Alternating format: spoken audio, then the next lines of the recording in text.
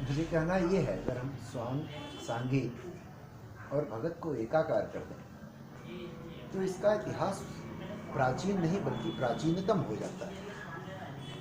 प्राचीनतम से कहने का मतलब, जब भगवान कृष्ण का जन्म हुआ था तो भगवान शिव ने स्वयं स्वांग रचाया था और स्त्री का वेश बना करके नंद बाबा के घर आए थे।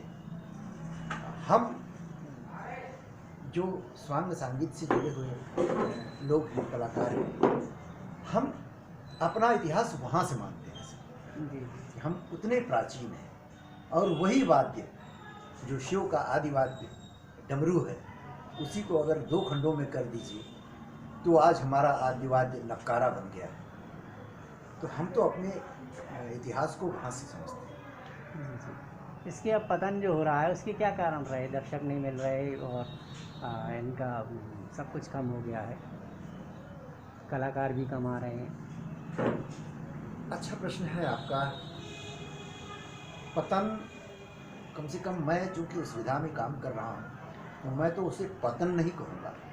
हाँ, ये ज़रूर कहूँगा कि जिन गूढ़ चीज़ों को उनमें लिखा गया है, जिन चीज़ों को उसमें संजोया गया है, आज उसे समझ पाने की कमी, आज कलाकारों में उसकी समझ कम हो गई है। इस नाते वो धीरे धीरे उससे विरक्त होते जा रहे हैं। हमें ज़रूरत है कि उन कमियों को दूर करने की और उन गूढ़ चीज़ों को अपने अगली पीढ़ी तक पहुंचाने की, ताकि सरल हो सके, और सरल होगी तो लोग हमारी तरफ आगे आएंगे। दर्शकों का भी यही कारण है ना मिलने का?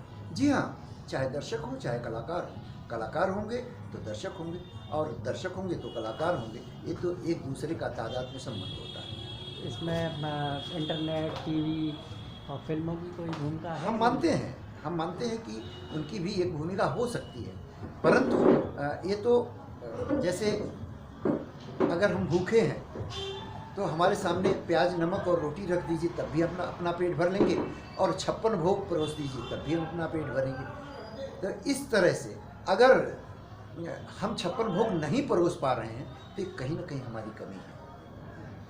चिंतन किस बात का है? आज आपका है दशा और दिशा जी पर संगोष्ठी है जी। तो क्या तय करेंगे इसमें?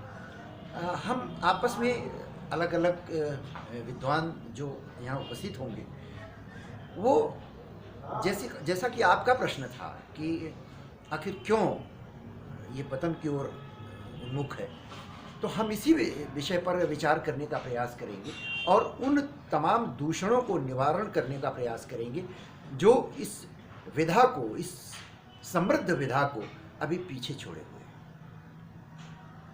बिल्कुल बिल्कुल।